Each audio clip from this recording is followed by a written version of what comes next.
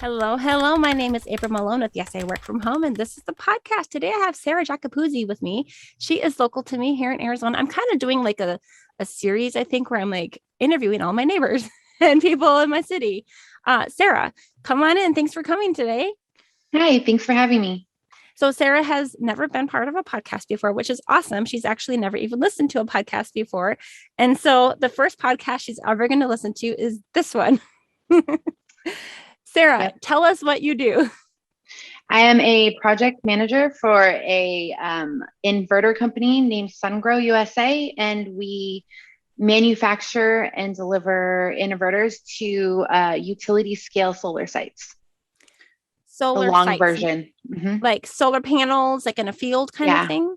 Yeah. So if you're driving out basically in the middle of nowhere and you see like rows and rows of solar panels, like that's basically what starts that power to those panels is going to be our inverters. So just like if you have solar on your house, there's going to be an inverter right next to your electrical box. That's basically the same concept with a solar field. Got it. My parents actually had a solar field built across the street, like across their little highway that they live off of. Yeah. Just a few years ago, I like rolled in one day for Christmas or something, and there was a solar field right there. And I was like, wow. Mm-hmm. Um, so this is different from individuals purchasing solar for their own house or renting solar. Correct. Yes. Who is using the solar fields? Large companies, engineering firms, and things like that are the ones who actually set these up. There's different levels of who does what on these. It's quite complex as to who's doing what. And your guess is as good as mine as to who's actually using the energy from these. I know a lot of the times they do sell them back to the utility companies, but predominantly I believe it would be like the utility companies and other large corporations that are using the power that's generated from these fields. Question. So since we live Mhm. in Arizona, I've only lived here for I think it's like 5 years now, five and a half. And I was really astonished to move here and see like the grocery parking lots covered in solar panels. And like my husband works for a company that has huge parking lots and covered in solar panels. Would that be a different type of solar field? Yeah, that's actually commercial solar. So there's residential solar, which is solar when you're getting solar put on your house. Then there's going to be commercial solar, who's going to be the ones like if you see that you go drive by a school or a grocery store and you see, coverings of solar panels in a parking lot and things like that, or on a large building that's, used for like industrial grade stuff like that. So there's residential, there's commercial, then there's utility. So my company is based on utility scale. Got it. How did you get this job? Was it remote from the beginning or did that come later? So SunGrows actually has headquarters based in San Francisco and Phoenix and also in China. So it's a Chinese-based company, kind of weird with COVID going on. Yay, I'm going to go work for a Chinese-based company. But I've been working um, for Chinese-based companies also, so I'm with you. yeah, yeah. So it just kind of worked out. I was actually in residential slash commercial solar previous to this job, and I was learned it from the ground up at my previous company. They were an electrical company, and I was a project coordinator. And they were like, "Hey, we're going to open a solar division." And I said, "Okay, that's great." And they said, "Can you run it?" And I said, "No, I sure cannot run it. I don't know anything about solar." They said, "It's fine. We'll teach you. You'll learn as you go." So that was kind of like me being thrown into the fire on learning about solar. So I basically had to learn everything from scratch and create, their standard operating procedures and learn all that and kind of set their stuff up. And then I was just burnt out with that position. It was in office. It was a lot of hours, a lot of phone calls, 24/7, weekends, nights. It felt like it was never ending. And I was just getting really burnt out really quickly. And then this position came up and I thought, I don't qualify for a utility solar position. And then it ended up working out. And that's how I got here. So this job is actually work from home regardless of COVID.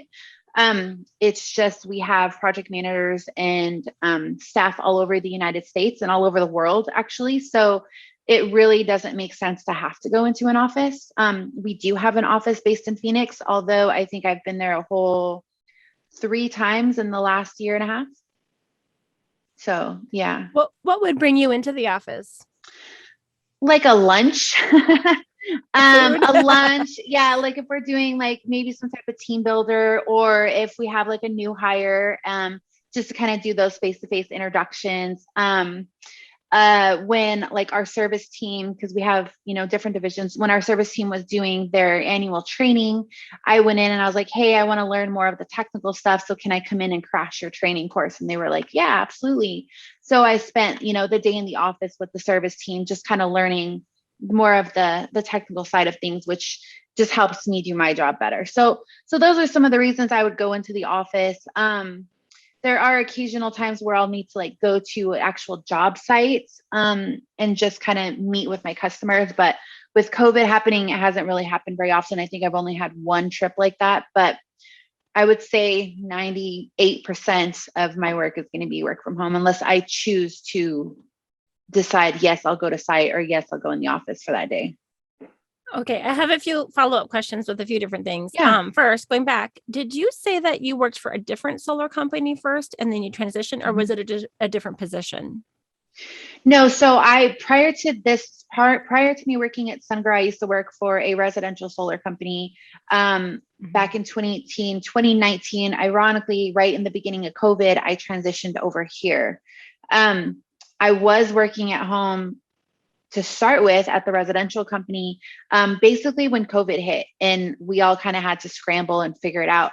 That was a lot more challenging working from home with that position, because there was a lot of things that I did with the service team for that company that I needed to be in the office, like when the guys were getting ready to go to their job sites and stuff. There was just a lot of things that they needed, physical items that I needed to pass off to them for them to be able to do their jobs. So that was a lot more difficult.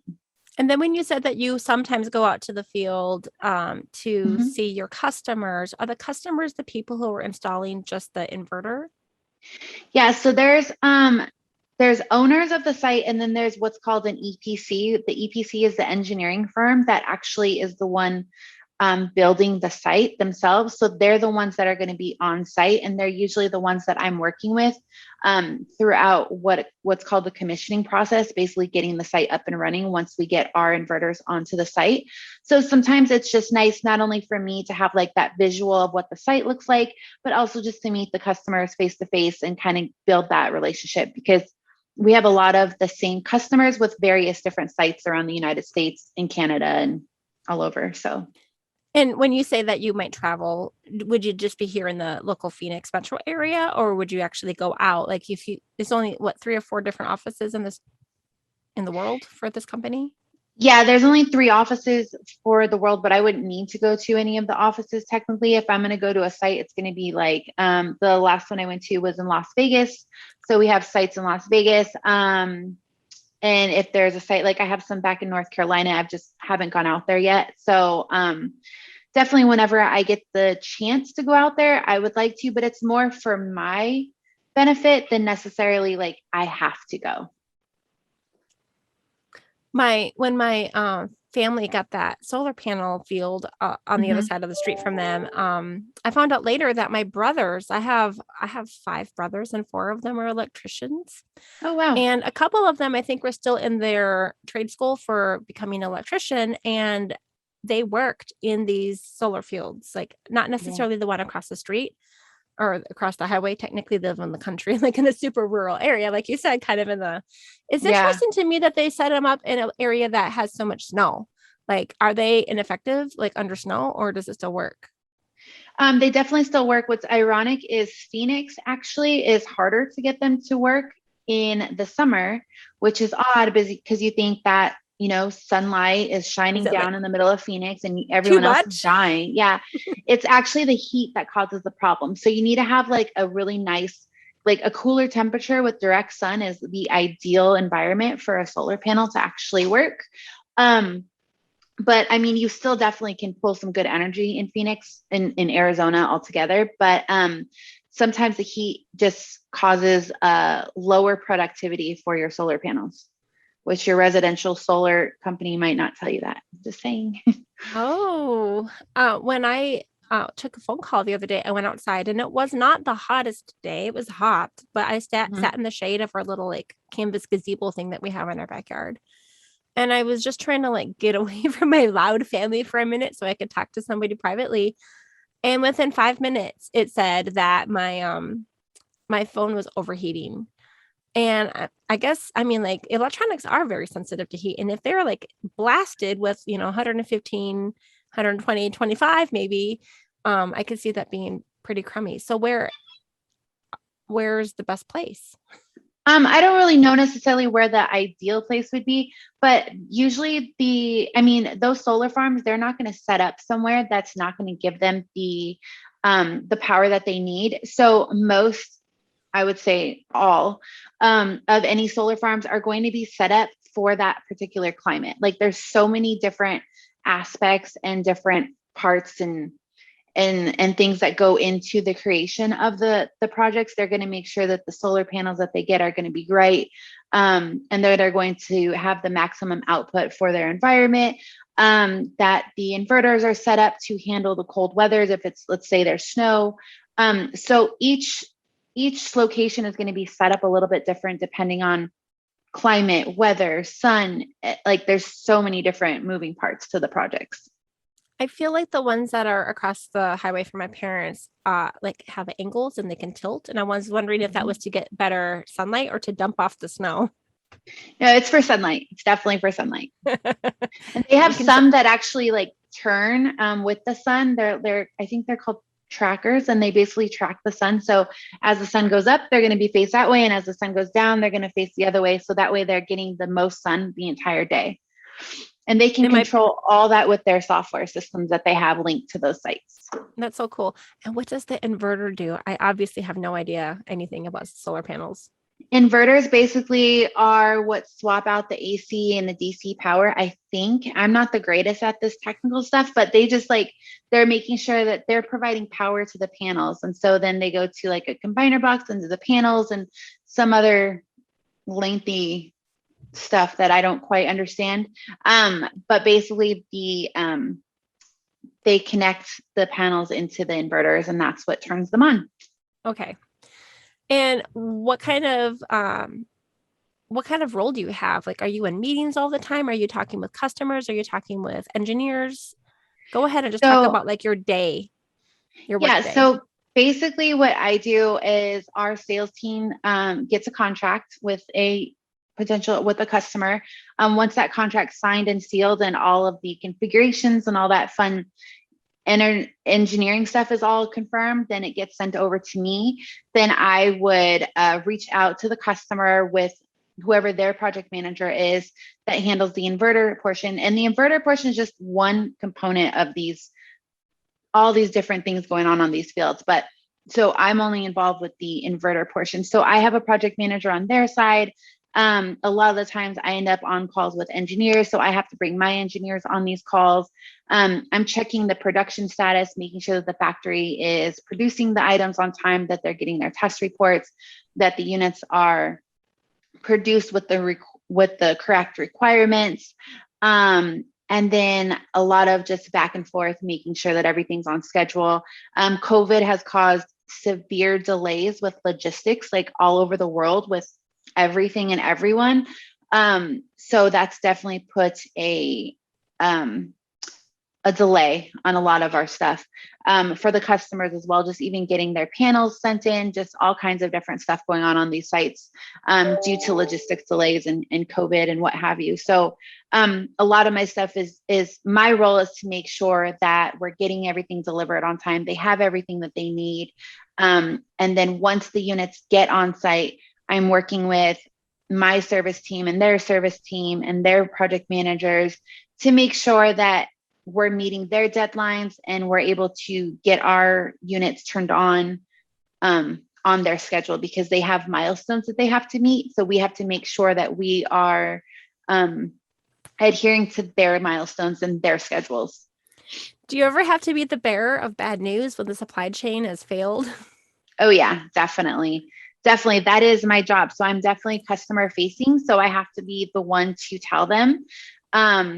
but I'm really big on communication. I hate being blindsided with any aspect of life, right? Like I just hate being blindsided. So if I can tell you like, hey, this is a potential, I could see this coming. So like that's part of my role is I should be able to forecast, well, this looks like this could potentially be a risk, right?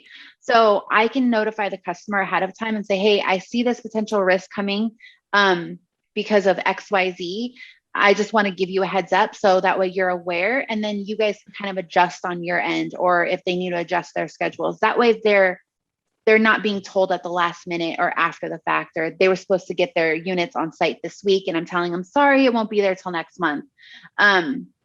Just my big thing is communication, just making sure that everybody's on the same page. When you have these big delays, does it actually create more work for you then?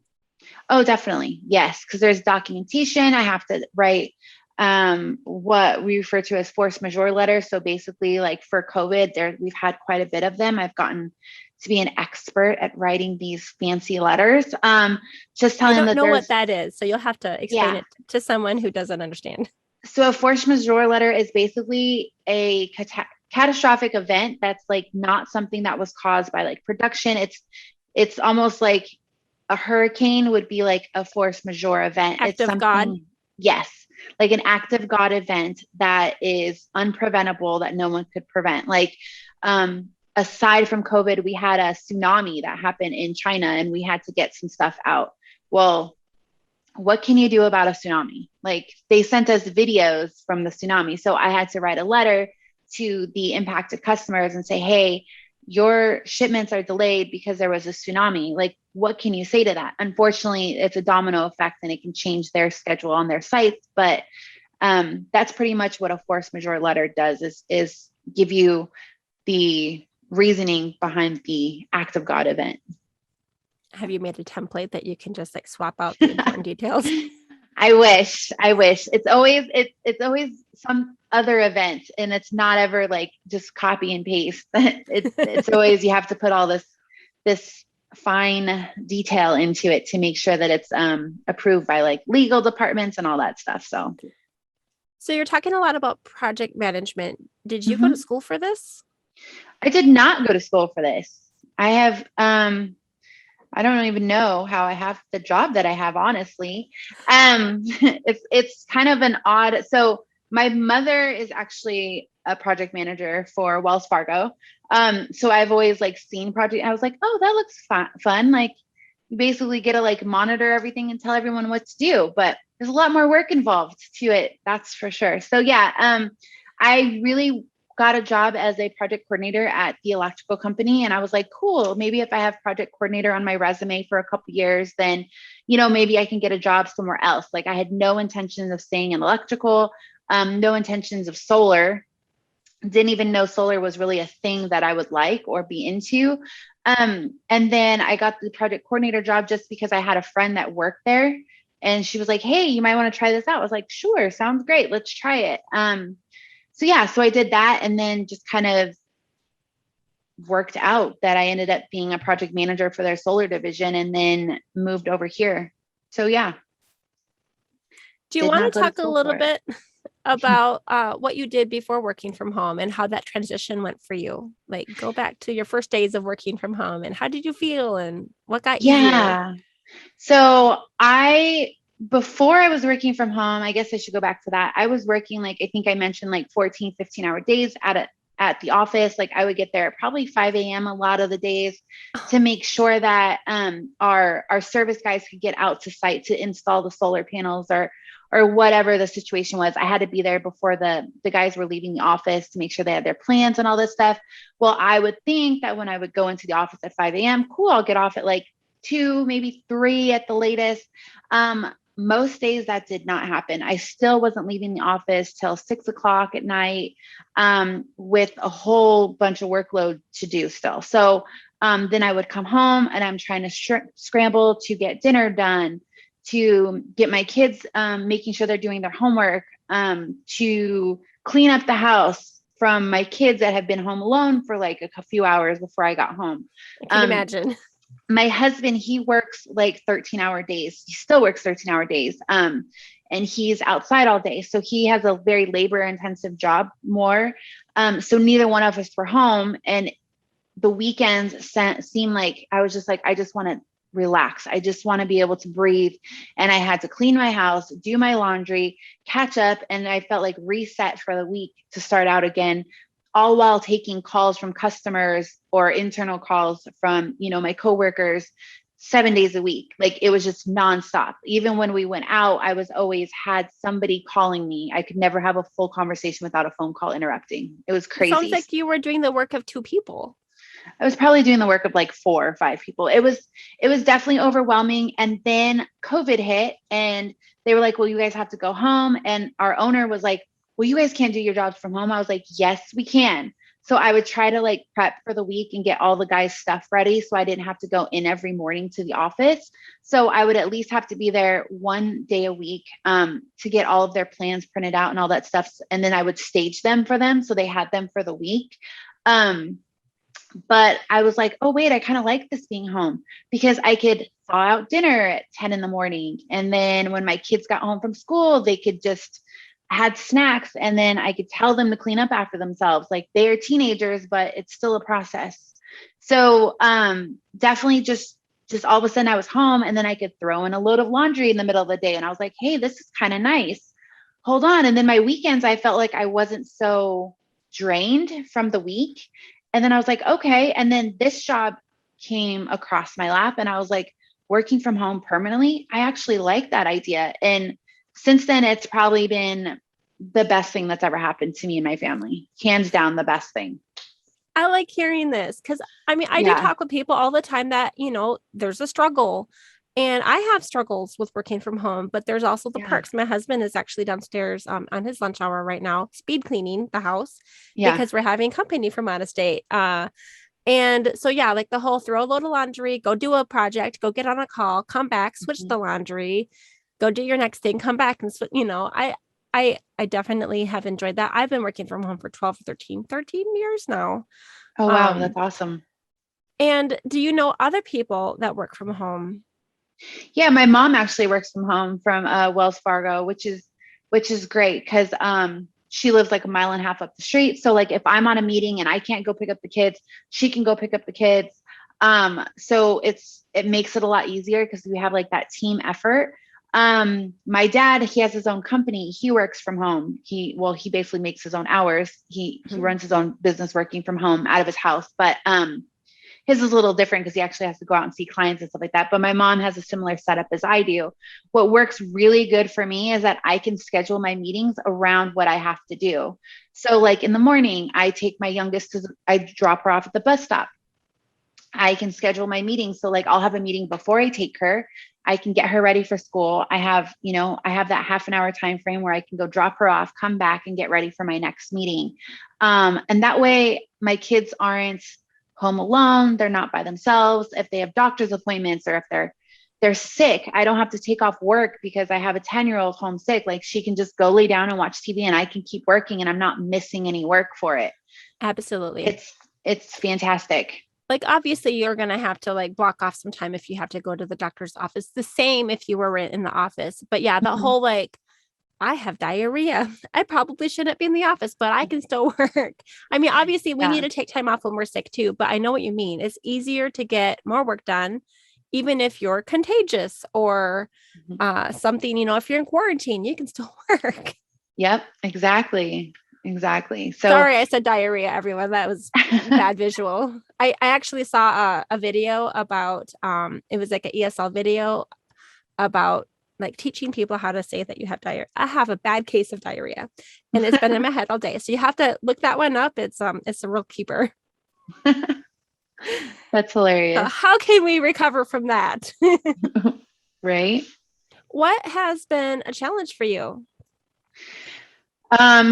Probably being home all the time. Sometimes I feel like I never leave the house. Like, I get really busy days and I will literally drop my daughter off and I will be glued to my computer from the time that she leaves to school. And then all of a sudden I'm like, oh crap, I have to go pick her up. But she's at the bus stop and I'm like scrambling because I literally haven't left my desk for more than like 2 seconds just to run to the restroom really quick, you kind of get zoned out and you don't have any other distractions around you that are like pulling you away from like your zone. So sometimes I'm like, oh, I got to get up. And then I won't leave the house for like 2-3 days. Sometimes if I'm like super busy, because I also take night phone calls because we have factories overseas. So I have to coordinate with them as well.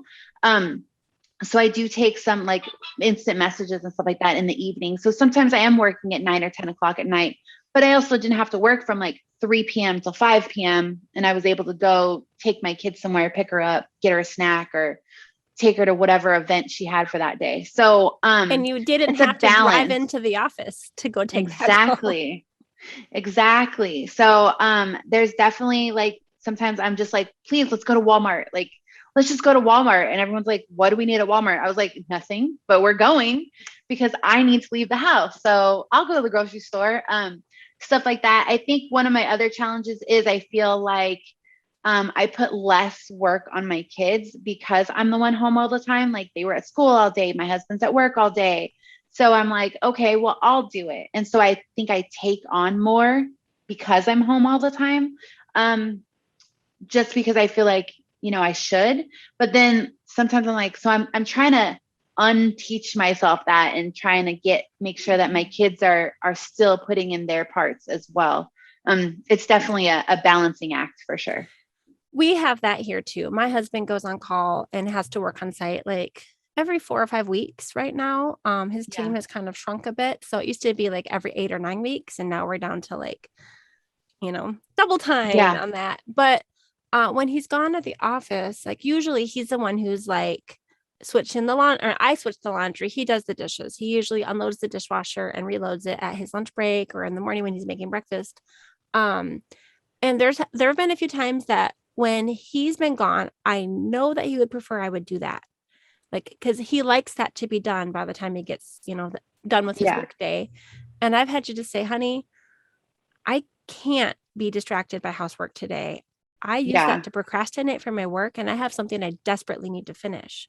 That's really important. And I always say this, my house has never been so clean as when I had a paper due or a project, and I'm not really the best housekeeper, but boy, oh boy, I can sure get pretty great at it if there's something else I need to do. All of a sudden you're like, oh yeah. And I do that sometimes too. I'm like, oh, I got to do these documents. Oh, I got to do this report. And I'm just like, okay. And then I'll get up and I'll be like, oh, I'll just clean the kitchen really quick or whatever. So yeah, like the other thing is like, I don't have like a closed in office. So we have like a living room and then like, I don't know, like 2 living rooms ish sort of. So I have my office set up like as far away from everyone as possible. Mm-hmm. So it is a little frustrating sometimes when everybody's home and I'm working. My kids are pretty well trained. Yeah. My kids are pretty well trained and I'll make the announcement like, hey, getting on a meeting. And so they know, that it's time to like be quiet in the living room. So it's definitely like a struggle sometimes when it comes to that. My husband has off Sunday and Mondays. So Mondays, I work Monday through Friday. So sometimes he wants to like just be one of the guys and like hang out and play video games. And I'm like, I'm working. You better go take that to the bedroom because I have to work. So so there's definitely some balance stuff like that. When you say you have 2 family rooms, are they in 2 different parts of the house? No, that's like supposed to be a dining room and a living room. I guess you could say our dining room area is a lot bigger than a typical dining room. So we made that into like the living room. And then we have my office area / living room, which is the actual living room. So I've kind of makeshift my own office area. If I could add a wall in my house, I would, or just get a bigger house, but we're not really there right now. Feel ya. Yeah. I'm actually in a closet. Everyone else that has ever listened to one of these knows because I always talk about it. I'm actually in our master closet and it's not a big one. Oh man, my daughter is going to be cat sitting for some people. I'm going to see if I can interview him too. We'll see if he'll agree. But they're showing us like, these are where the cats are. And this is where we keep the cat food. And this is where we keep the plastic bags for the cat litter. And they opened their master closet and I was like, it's like 4 times bigger than mine. I'm in such a small room. Yeah. So there's, you can think about that. building a wall, I don't know if you'd have to bring in a contractor and, have coding and stuff. Yeah. I know in Texas, my aunt had a real big problem with trying to just make a closet. Like they were like all up in her face about that and, code stuff. So I would just check and see like what the rules are here. But Yeah. a lot of people Yeah. talk about having a door being helpful, but are there any walls in between your There's living like a area half and wall. Yeah, there's like a half wall between, and so then there's a walkway. So there is some sound barrier, but it's not like extremely strong enough like I would like. So technically I could just put a door in the walkway and it would sort of seal it off, but definitely want to think of something else sometimes. But for the most part, like my kids are at school, and honestly during summer break, like at first I was like, you guys should get up at a normal time and stay on schedule. Then I'm like, you know what? Sleep. You know what? Sleep till I'm done with my meetings for the day. And then when I'm just doing regular, like, meeting notes and reports and all this stuff, you guys can go ahead and make your noise. But when I'm on my meetings, you guys need to be quiet. I was like, you know what? You guys just go ahead and sleep till 2, 3 in the afternoon. I'm totally fine with it. And they're like, really? I'm like, yeah, I'm completely fine with it. We're good. So, okay, when I lived in Illinois, we had my office was I'm holding a potato today, by the way. This is a plastic potato for my kids, like grocery, I don't know, set that we have, because I like to have something in my hand. So if you just see a potato waving around, that's why. When we lived in Illinois, it was just one long living room in a small house, and we just partitioned it off with a few bookshelves. And so it gave a visual barrier, but it didn't give the sound barrier that I would have needed. And that was a challenge, especially when I had little kids. My youngest was like, well, a baby. I had babies during those years. How old is your youngest right now? My youngest is 10. She'll be 11 in a few months. So she's 10 going on 25, I think. So oh wow. She's not really noisy. I think she's actually probably the quietest one of all of them. And then I have a 15, 16, and 17-year-old. Yes. So I have all older children. Okay. So my oldest is the same age as your youngest, and she is not a quiet child going on 25. She's just as likely to shriek as the 6-year-old. So yeah. My 10-year-old, obviously being around teenagers all the time, she wants to be a teenager, thinks she's a teenager, which is fine sometimes. And other times it's definitely a challenge, but yeah, she's pretty quiet. She's a pretty mellow kid. I think my 15-year-old son is probably the loudest of all of my kids. So especially when he's playing Xbox, he's like yelling at the screen. I'm like, if you don't be quiet. The best way for us to get the kids to be quiet is to be like, okay, mom and dad are both going to be on meetings, so you guys can watch something. And we have this funny little ranking system our kids are younger too, but when we were doing online school, there'd be a lot of hours in the day that they were not interacting with their teacher. Like that was just offline. They were supposed to be independently, doing something. And honestly, they just only had a couple of hours of work to do, and then the rest was just like free time, and we were supplementing and everything as much as we could. But sometimes it'd be like, just watch an educational show, and we ranked the educational, like level 10 educational show means like straight up documentary. We're talking like PBS, like the really good, like Planet Earth kind of thing. And then level 9 would be like the highly educational Wildcrats, Octonauts, and things where you're learning like lots of interesting facts, but it might be a cartoon. And then we have like level 1 and 2, which is like garbage TV, like just stupid, inane things. Like the characters aren't even making real words. They're just like grunting and like slapstick humor stuff. And so like, if we're really desperate, like we will hold off on letting them have those kinds of shows for like months. And then the day that we really need it would be like, you can watch uneducational TV, like level 1. I don't care. Just watch something and be quiet. Yeah. And they will be quiet for like hours because they never get to see that stuff. Yeah. That actually brings up another point, is like when the kids were all on online school, like my son, my 15-year-old, he was the worst because he would wake up, but like they're not used to online. They're not used to working from home. So they struggled, like my 7-year-old and my 15-year-old. Well, our 16-year-old is actually a foster kid that we're in the process of adopting. So at the time of online school, I didn't have her with us at the time. But my 17-year-old was just, she struggles so much with online school. And then my 15-year-old, he would like fall back asleep.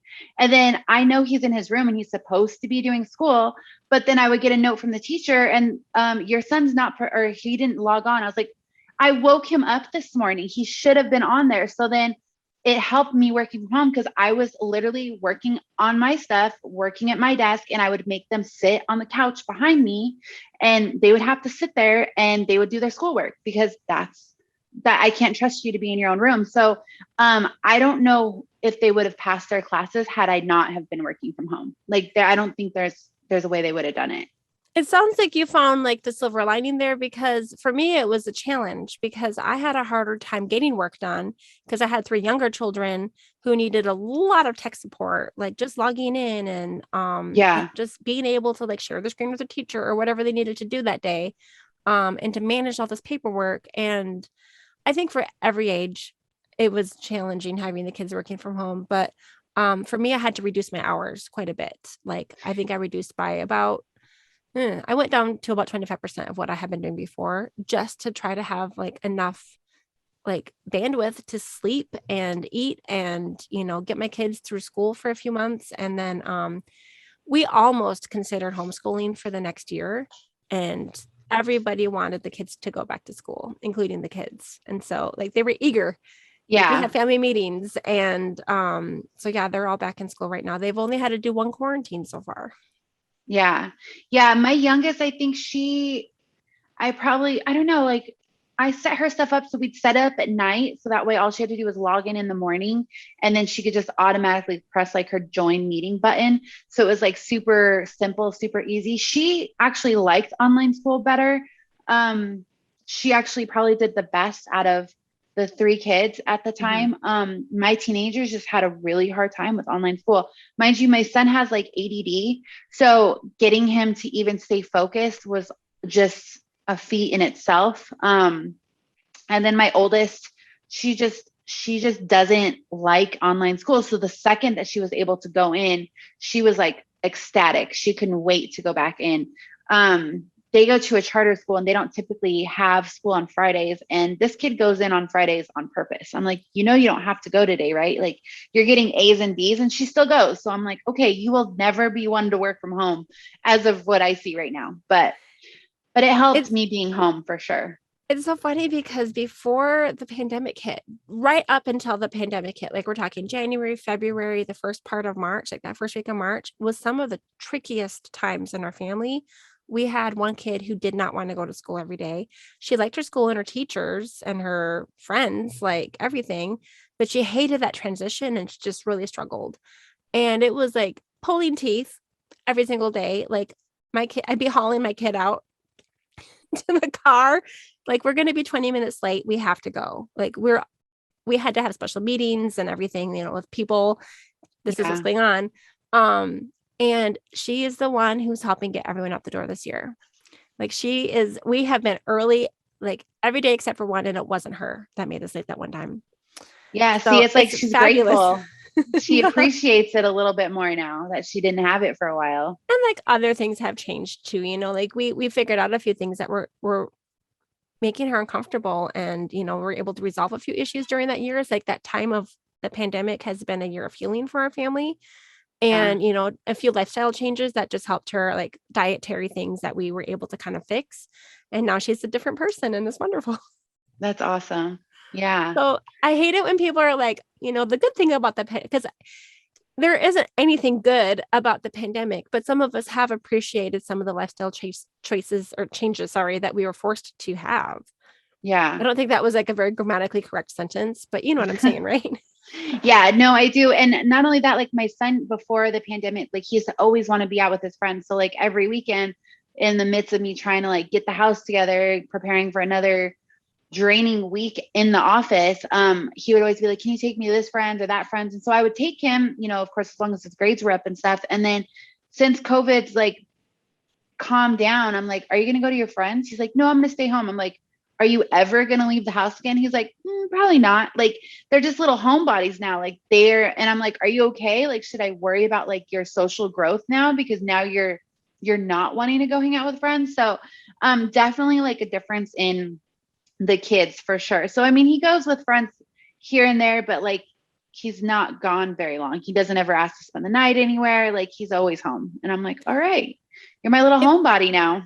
It was probably basically like heaven for my husband because I was always dragging everyone out to all these different events and like bringing the kids all these Yeah. different places and wanting to do all this stuff. And he prefers to be here. And I think that we did go a little stir crazy at moments, but for the most Mhm. part, we were able to really bond well and had a lot of good game time and just new little rituals and, traditions that we kind of started through the pandemic.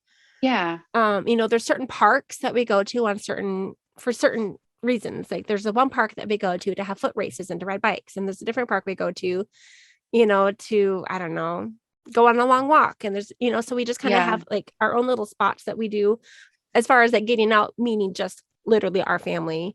But otherwise we have lots of games and we've really made our home more of a sanctuary as far as like places that we can hang out within the small space that we have.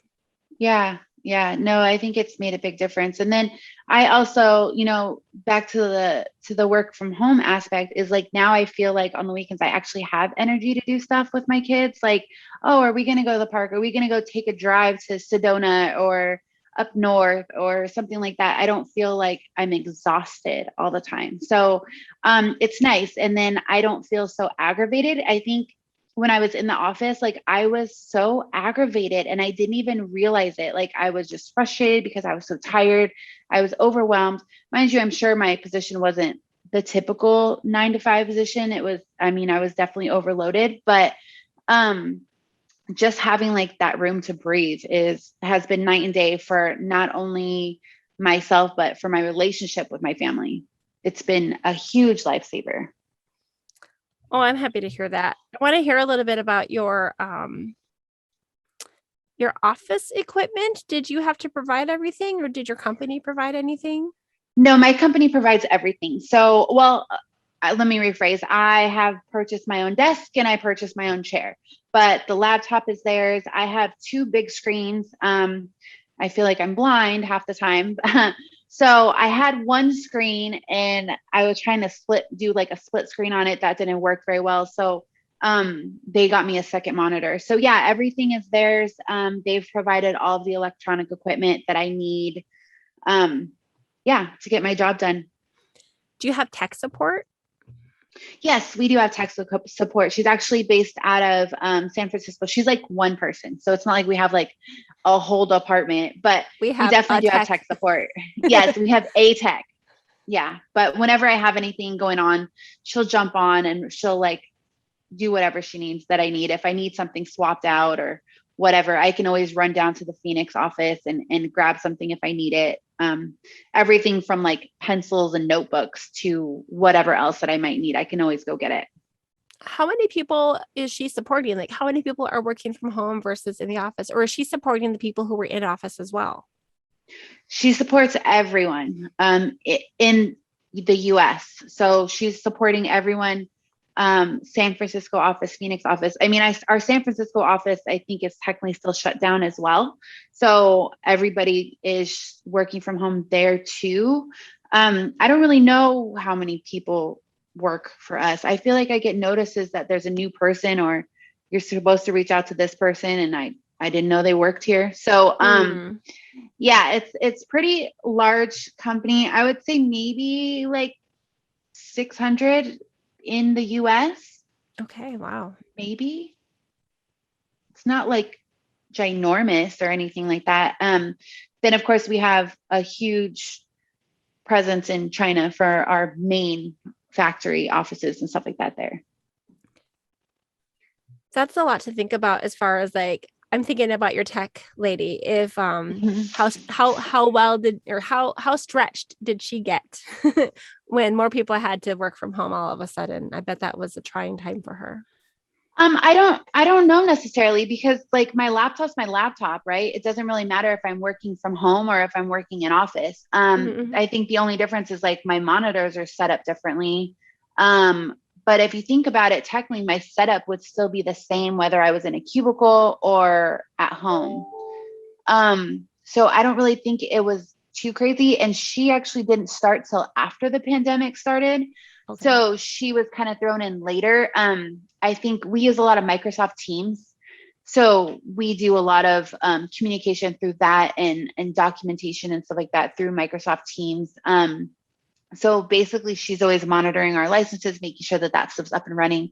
I don't have to reach out to her very often. My stuff works really well, usually, cross my fingers. But I don't think it's too bad.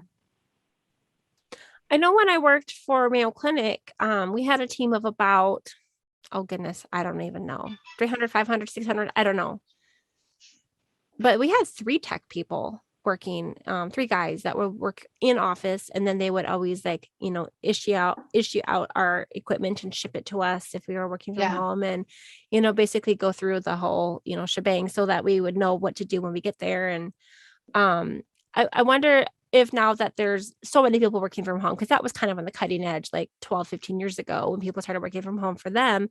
If there's just a lot of like manuals and things like, policies and procedures that just help it, because you have to set up everything yourself. They're not like coming and helping you, right? So yeah, no, they're definitely not coming helping you. Well, for our company, you have to keep in mind though that we're not working from home just because of COVID. So like everyone's been working from home prior to COVID. So this isn't like a new phase for anyone. Like when I first started, I was in the office the first week I was there. Of course, there was limited office staff because it was like literally in the beginning of COVID. So, I mean, I was able to work with like HR and whoever else needed to set up my stuff. So I set it up in office and then I went home. So like if there's a new hire, usually you go in the office, they help you set everything up in the office, like your laptop and everything, and then you go home. So there's not a lot of like fend for yourself on your own, nothing's working and you're having a panic attack. So I think it was maybe 2 interviews ago. I've kind of been doing a series of people here in Gilbert. So there was another lady that was actually, I think she was East Mesa. But we both had to factory reset our computers in the previous week. And when I worked for Mayo Clinic, we did have that full tech team that I could call them. They had 24/7 support, even people from, different parts of the country that would be doing coverage and everything. And I always felt like I could call someone if I had a problem. And this time I was on my own. I've been working for myself, and I've been working as an independent contractor for a few companies like from China, teaching ESL. But they're not the kind that you can just call for tech help with your computer, only if their software is, or their app is breaking or something like that. Yeah. But there's not even a phone number. Like you just have to text them and hope that they respond, kind of thing. And so one of the benefits of working for a company is that they usually do provide equipment. You don't have to go make that decision of what you're going to use. And then they might have someone that you can call. Yeah. They, sorry. Yeah, they definitely, I mean, I can call her anytime. It really doesn't matter. Everyone's really responsive in this company. I think it's because there's always those hour differentials because like I mentioned earlier, like I'm getting messages from, overseas and in the evening. So if I'm messaging someone, I mean, obviously if it's like 1 or 2 in the morning, I'm not going to get a response till the morning, but I should probably be putting my laptop away at that point in time anyways. But no, they're very responsive. I think the only situation I had, like my previous laptop, like it had a storage issue. Like I ran out of space on it and it didn't matter what I did to try to clean it out. So she just sent me a new one, basically to your point, like, well, they'll just ship it out. So yeah, she sent me a new one and all my stuff was already on it. So it was good to go. So I literally just had to get the box, open it up and send the old one back. And I was good to go. But yeah, but on the other hand, my dad, how I mentioned, my dad has his own business working from home. He works in computers. He has his own computer business. So, I can call dad whenever I was actually going to ask you about him, like, because he's more of the entrepreneur type and you and your mom work for the corporations. Yeah. Are you tempted in any way, thinking about ever like branching out on your own? Or are you content with the package that you have and all of that? I'm very content with the package that I have. I like a steady paycheck and I like my insurance benefits that I get from my company. So there's just those, 401k matching and stuff like that. Like I have some really good benefits with the company that I have. And I really like having that support system. So like, I don't know, My dad's business, he's had it, I think, for like 20, 30 years, some crazy amount of time. He's had his own computer business, like back in the floppy disk days. No So, way. yeah, so he's been in business for quite some time. So he's always like kind of makes his own hours too. You know, he has clients like I think he just set up a computer system for like a dentist's office or something like that. So he does his own thing. But he doesn't really have any employees. He's like a one man show. And he likes it that way. It works really well for him. Has he been working out of like a home office himself or like a workshop type thing all this time? Yeah, he's always had his home office. He's always worked his home office, and then he has clients and he just goes to their offices because it's usually he has to set up their, their phone systems or their computer systems or whatever it is. That I don't really know what all he does exactly, but I just know if I have computer problems, I call him. You should tell him that he could interview with me as well. He'd be invited. I should tell him. I should definitely. Awesome. Yeah. Well, I know we probably should wrap up in the next couple of minutes here. So yeah. I usually like to ask the question about, what would you say if your friends come to you and ask, what do you like about working from home? Or would you recommend I consider it? Like, I know nowadays a lot of people have been thrust into it, but not everyone has. So would you recommend it? Like, what would you give as far as advice? I think it's definitely situation specific, right? Because like I have older kids, but I do really need to be working from home. For my work-life balance, it works really well for me. So, I mean, it kind of just depends on if you have daycare for littler kids and stuff like that. I think it's a great option. Although you want to make sure that you're not overwhelming yourself either way, right? If you're in the office and you could be overwhelming yourself, or working from home, you could also be overwhelming yourself. And make sure you have those stop times for sure, because you need to have that break, because sometimes you're working way more than you would if you were in an office because you're not walking away from it. Yeah. So that's pretty much my advice, is just making sure that you can kind of figure out that work-life balance. For me, it's the best thing that's ever happened to me. Working from home is amazing. And I don't think I could ever go back into an office at this point. At least for now anyways. But yeah, it's always nice to have the options. Like if I wanted to work in the office, I could, I just don't want to. So yeah. And you're not worried that they would ever take that away from you, because it sounds like your company is established with a remote team. Yeah, we're very established with working from remote. I think my manager had asked me like, hey, do you want like our Phoenix office actually moved to a bigger office, and they asked like, do you want us to set up offices for you guys? I said, no, I do not. Thank you. I am good. I will stay working from home. And it's kind of easier for the company because they don't have to worry about as much office space, right? So of course, yeah, it just kind of works well for everyone. And when you went in for food, are there drop-in desks that you could sit at if you needed to pull out your laptop or something? Yeah. There's areas where we can sit down, or conference rooms or stuff like that, because there is, a team that is required to be there. It just depends on who it is, like, and what your role is. There are certain employees that do have to be in the office due to like parts and service and stuff like that. But for our department, for operations, we are not required to be in the office. But yes, we can always definitely go in there and have a place to sit. And if I was like, no, I need to work in the office, I can no longer work from home, they would absolutely accommodate that. But I don't see myself telling them that. Yeah. Unless there's food, I don't need to come in. And you're in Chandler, right? You're like my next door neighbor, just across the, and is it like what, a 30, 45 minute drive to get into the Phoenix office? I think it's like 20 minutes. It's about 20, 25 minutes. It's in like the southern part of Phoenix. So it's not too far. I saw someone posting in some group. I don't know if it was one of our local community groups or not, but they were just asking like, how do we, as a manager, like how can I improve engagement with my team as far as like team building exercises and stuff? And people are like, have a Zoom meeting and go around and, do a Kahoot. Do you guys do anything like that as far as like getting to know each other? Or we do. We've had they're not everyone's favorite necessarily, but we have had like happy hours, like virtual happy hours.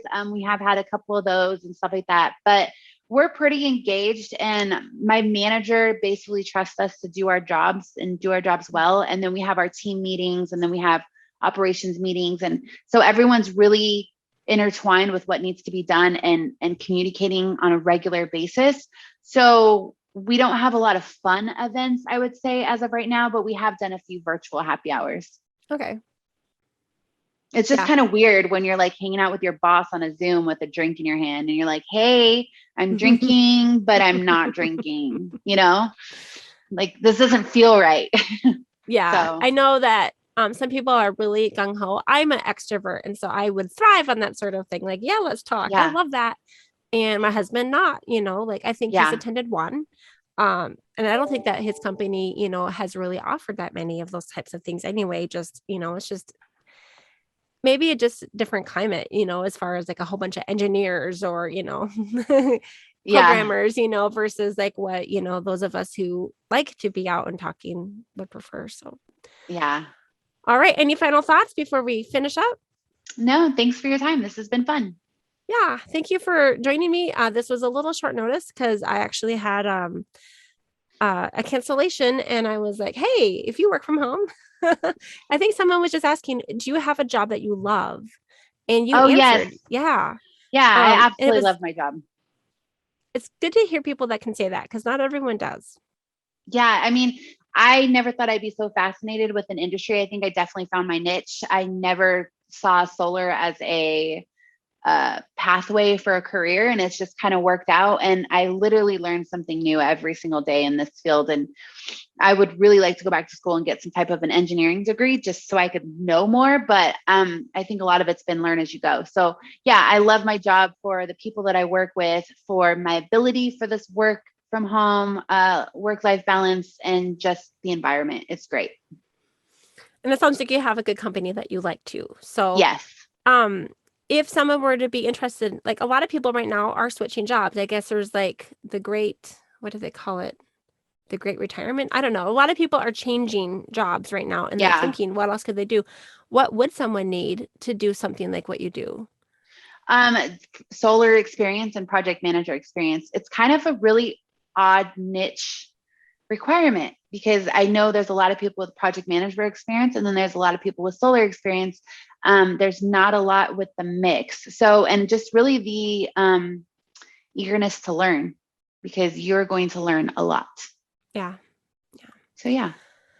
All right, Sarah, I think we need to call it. This has been Okay. Sarah Giacopuzzi. Did I get Good it? job. Yes, you did. With April Malone. And yes, I work from home. And we'll see you next time. Thank Thank you you. so much. Bye.